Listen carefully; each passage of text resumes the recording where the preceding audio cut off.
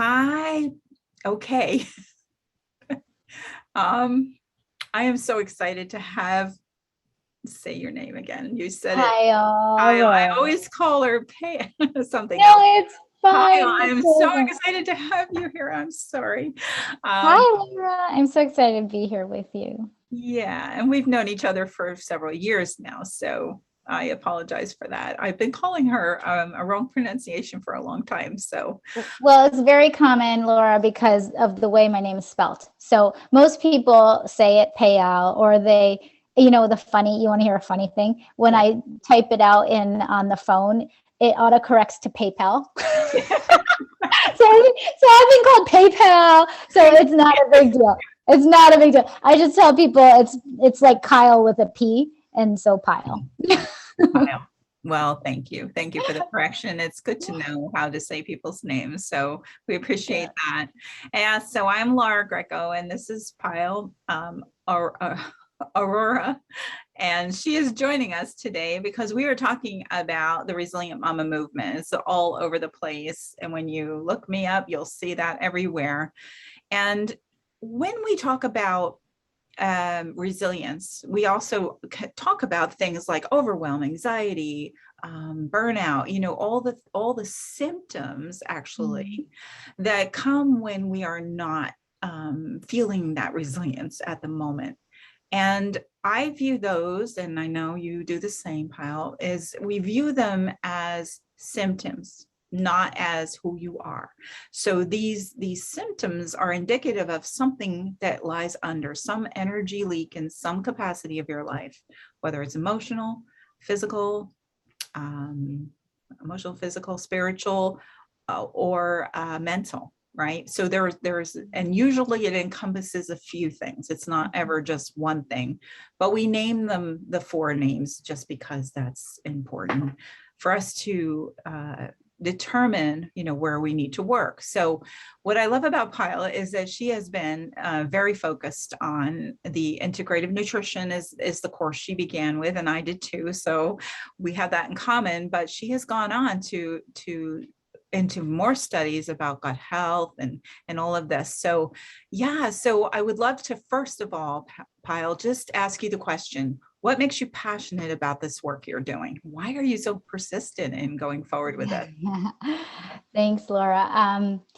The, so my passion stems from my own journey, to be honest. So, uh, as a new mother, when I first had my first child and then my second child, um, I felt the depths of not being resilient.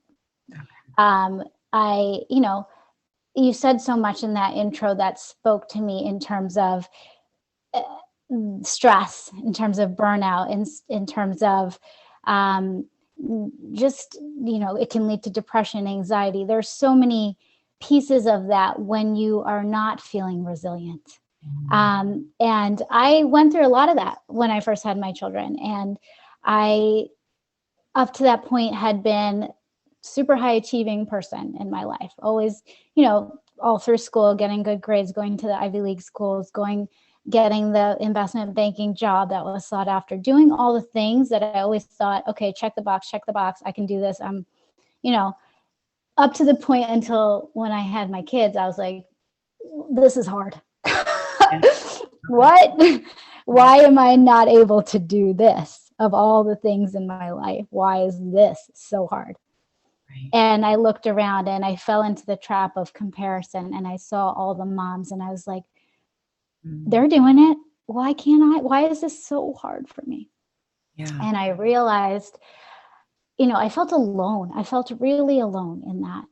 Um, and I thought I was failing. I thought I wasn't good enough. Mm. But I was able to come out of that because I started talking to other moms, Yeah. other friends, Mhm. and realizing, no, you're not failing. It's hard. It's hard to be a new mom. Yeah. And you know what they say about finding your tribe and finding your support system? It is so important.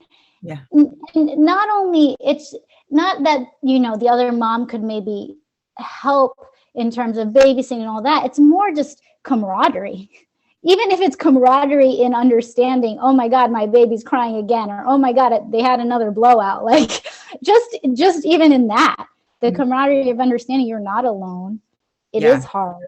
Yes. And through this whole journey, the one thing that stood out to me over and over was the importance of health of the mother.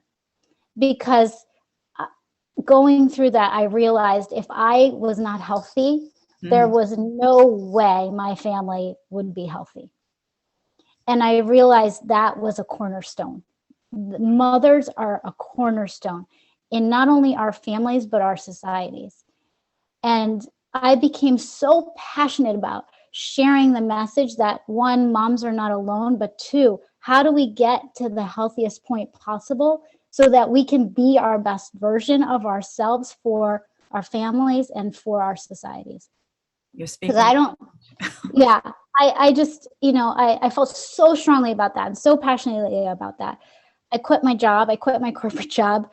I went to get my degree in health coaching, my certification, because I knew that this is what I wanted to do. I wanted to share that message of supporting women, of helping them be the healthiest version of themselves. And so I did that. I left my corporate job and I started my own business because I wanted to do this. I was sharing that message. And then through that journey of health coaching, I also found that I wasn't getting deep enough the way I wanted to in terms of helping women. So I went back to school and I'm completing another certification in functional medicine. Oh, okay. That's what you were talking about. Yeah. That's where I've learned so much about gut health and about hormonal balance and about how all the systems are connected, and just we'll go back to sort of the stress and the anxiety, but it's all connected. It is all connected. And if we can understand sort of not only like top level symptoms, but what's going on deeper inside the body, inside all of those pillars you talked about, if we can understand what's going on at the root and sort of heal from there, that brings everything into balance. Yes. What a beautiful description and what a vulnerable story to tell. I'm sure that, there's many of us, including myself, that have gone through. I think with my last child, it was more evident to me. It was during a time period where the phone machines were beginning to be available, and so I wouldn't answer the phone, and then people would leave messages, and I had to call back. So I decided I'm going to pull the plug on the message machine because it was way too much for me at that time when I was going through that postpartum, portion of it. And it was just, I needed to ground and be connected in my family. And of course, the awareness that you're speaking of was not evident at that time period. This is a new experience for women to have this option to know more. And that's why I love that you're here and you're doing this work, because it is so vital, right? To that. And I want to apologize if anybody saw me looking down. I was just sharing it into the Facebook group because Zoom didn't let me do it, but I did it a different way. But I was listening to everything you said, and I really appreciate you sharing that story. My goodness. So that is your passion, and that is why. And it started with your own experience, and then you expanded and wanted to offer it to other moms. So my question next is, what's your definition of resilient, being a resilient mom? Like, we talk about the stress and we're not in that resilient place because we're under these other influences, whether physical or emotional or mental or whatever, so, or spiritual. So what is that description in your mind? It's such a good question. So in my mind, there's a few things. So one is that I consider health to be so many things, right? I don't think it's only what you eat or how much you exercise. I think that's just too basic, because your relationships, your mental state, whether you're doing work that brings you joy and fulfillment, whether, whether you feel like you're contributing to society, whether you feel connected to a higher purpose, along with what you're putting into your body and Right. how you're moving your body and how you're taking care of your body. All of those pieces matter when it comes to health, because you could be running 10 miles a day and eating kale for every meal, but that doesn't mean you're healthy if all those other pieces are not also in place. Right. And so to me, resilience is the ability to sort of, it's the ability to bounce back from hardship, from struggles, from challenges. It's the ability to bounce back. But I think all those pieces matter when it comes to building resilience. Yeah. And it's so interesting. I've learned so much through functional medicine that, stress and anxiety are a very natural part of life, a very natural part of your body systems. So you have the autonomic nervous system, which has the parasympathetic and sympathetic modes. Sympathetic is your fight or flight. That's what happens when you get stressed out, right? You go into sympathetic dominance and your body reacts in a number of ways that affects your entire system, not just your brain, right? Like you're giving out different hormones. Your cortisol, for example, goes up. Your adrenaline goes up. But then your pupils dilate. Your heart beats faster. Your breathing shallower. Your blood sugar goes up because all of the blood sugar is rushed out to your muscles to prepare you for fight or flight. Your digestion slows down. Your immune system is weakened. Your fertility is decreased because, why be able to digest a meal if you're running from a saber-toothed tiger? Or why, be able to have babies in that moment? No, your body's prioritizing survival. Versus parasympathetic, right? Which is our rest and digest. It's our ability to sort of come out of that fight or flight. Our bodies feel safe. Our mind feels safe. We're able to then prioritize things like digestion, getting all the nutrients out of our food, having babies, thriving and repairing all the things that happen every single day. Your body needs time to repair and rebuild itself. So what's interesting is that we're able to kind of oscillate between those two sides of our nervous system. That's a natural part of how we've evolved. But the thing in our society today is that we spend so much time in that sympathetic dominance. Yeah. We, whether it's our go, go, go, do, I have to get all the things done for work, for my family, for everything I have on my plate. Right. We spend way too much time in that stress mode. Yes. And over time, chronic stress, it starts to break down our bodies. Yes. So we weren't designed to be in that mode all the time. We were designed to come back out, be in that for a short term and come back out. And the thing is, our bodies can't tell whether we're stressed because we're late to a meeting or in traffic, or if we're running from a saber-toothed tiger. Right. At the end of the day, our bodies respond the same way, Right. So what's interesting is that so much of what I do through coaching is spending time teaching people this, first of all, but then second of all, learning how to come out of that stress state. Because without the rest and digest and thrive, it is very hard to build resilience. Because when you are in that breakdown state, the stress state, it breaks down. Yes. Right? Yes. And so, and what's interesting too is that it's not just mental and emotional stress, it's also physiological stress, right? So if we're eating a diet full of maybe toxins or processed things, or not the healthiest foods, lots of sugar, lots of chemicals, that adds stress to your body, right? If we're not drinking enough water, if we're not exercising in a way that's rejuvenative as well as, challenging, we have to have both. If we're not doing those things, we're adding to physiological stress on the body. And that means you're in that sympathetic state, right?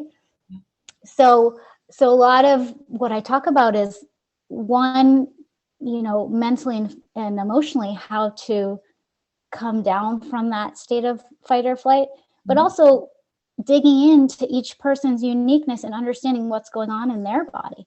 Because, a lot of things also stem, for example, we talked about the gut briefly, but gut infection or dysbiosis, where there's an imbalance in good and bad bacteria, those are all samples of putting your body in a stress state. Yeah. Because you're fighting off infection or you're imbalanced in some way. And so when those things happen too, there's a cascade of downstream effects that happen. For example, it can mess up your hormonal balance. That's a big one I see all the time, especially in women and mothers. It can mess up your thyroid. It can mess up, your ability to detoxify, because your gut is responsible for so many things. Yeah. People are shocked that 95% of your serotonin is produced in your gut, which is your feel-good hormone. And they're shocked to find out that 75% of your immune system resides in your gut. People are like, what? To see, like, this is where we feel the stress, and there's brain matter in the gut too, right? That helps us. Oh my God. Right? The vagal nerve. Right. We've got that, and it's also in the heart. And so we think that it's just in the head and the mind, and it's absolutely not. There is a whole system called the enteric nervous system, which resides in your gut. And the nerves, a huge percentage of the nerves connecting your brain and the gut are afferent, meaning the information goes from your gut to your brain. It's the other way around than what people think. So it's not your brain telling your gut what's going on. It's your gut telling your brain what's going on. Yeah. Yeah. And so if there's, unrest in that area, yes, it's going to cause imbalance in the brain. Yeah. So what I'm hearing you say here, Payal, is that when you talk about resilience, you're talking about bouncing back. But what I'm hearing you saying is more than bouncing back, because where we were got us to where we are. So you're actually, what I'm hearing you saying is you're actually talking about going beyond. And actually using that diminished, or that place where we didn't feel we're in that resilience, as a catalyst to get us somewhere that's far better than even where we were. Oh my gosh, I love that. I love that you said that. You're right. And absolutely, I think to get to this state of diminished, whatever it is, imbalance that we may be in, so many steps have to happen. And it takes a lifetime, often, a lifetime of decisions day after day, day in and day out, that we may not realize we're making, that are impacting us. And whether it's the quality of air that we're breathing, whether it's the toxins that we're imbibing unknowingly, maybe it's in our lipstick or in our face products. There's so many. And the scary part about it is that a number of environmental toxins nowadays has, I don't even know the number, but it's risen by folds and folds, so we're exposed to so much more now. And so all of that chips away at our resilience to get to a point where there's imbalance. And yes, we have to start where we are to repair and sort of revive. But yes, to the point where we can get much better than where we were. Right. Because that's what would create thriving, right? And there's been a lot of fear behind, the increasing chemicals that we're exposed to. There's, with the viruses and whatever, and then we're under stress with a lot of world events that are happening also. So there's so much that feeds into that, and so many avenues for reducing that stress level. Sometimes are really simple, but what's interesting, and I find this so fascinating when you say about making choices, it's interesting that we think we're making choices, and oftentimes we have something programmed in our subconscious that continues, like, why can't I just do this? Why can't I just do that? And it's because we have programming that drives us behind the wheel that we have no idea about. And I love that what you offer and your community offers is an opportunity for people to up level and begin to get past that Mm-hmm. subconscious programming that we don't even realize we're in. And you know, when we know that, well, for example, we're supposed to eat more salad or drink more water, and yet we don't do it. We say we're going to for 5 minutes, we do it, and then we stop again. Like, what's happening behind the scenes that is not allowing us to move forward? And part of that is, you know, just community, coming into Yeah. community. Yeah. Oh my gosh, so much. We talk about, there's this great book called The Healthy Deviant by a woman named Gerasimo. Her last name's Gerasimo. And it's fantastic because it talks about how being healthy requires a level of deviance in today's society, because you have to kind of be not normal if you want to be healthy. We talk, there's all these different forms of diets that we hear about in the media, which, that in itself is so overwhelming and crazy. But really, like, eating a lot of vegetables, drinking a lot of water, taking time to actually go to bed early and sleep instead of maybe Netflix binging, and taking a break and being okay with saying, you know what, I'm going to give myself today to just rest because my body is tired. And being okay with that. That requires a level of deviance, right? A level of kind of shutting out society in a way, because of all the other messages we're getting all the time of no, you need to be productive, and no, you need to be busy, and no, you should be eating. Just shutting it off requires, but it also requires community, because you can only last for so long on your own, right? So this book that I mentioned talks about building community around healthy deviance, right? So I love that. And I think that's so critical on many people's health journeys, is to understand you're not alone, and to be in it, or finding that community, and knowing that there's others out there that are trying just like you to be in a healthier place. Sure. Yeah. And yet that balance of not being judgmental of others in their path. Like, there's a lot of that too. We find, and that takes a lot of going within. It takes a lot of us really going on a self-discovery within, because it's not, the answers aren't out there as much as they are in here.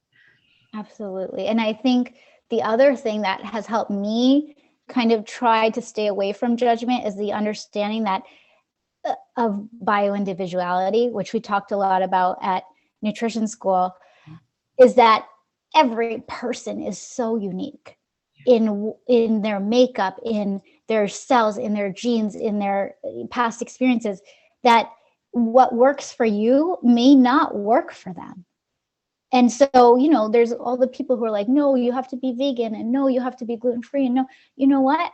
Maybe that works for you, and I applaud you if that works for you, but that may not work for me, or that may not work for my best friend.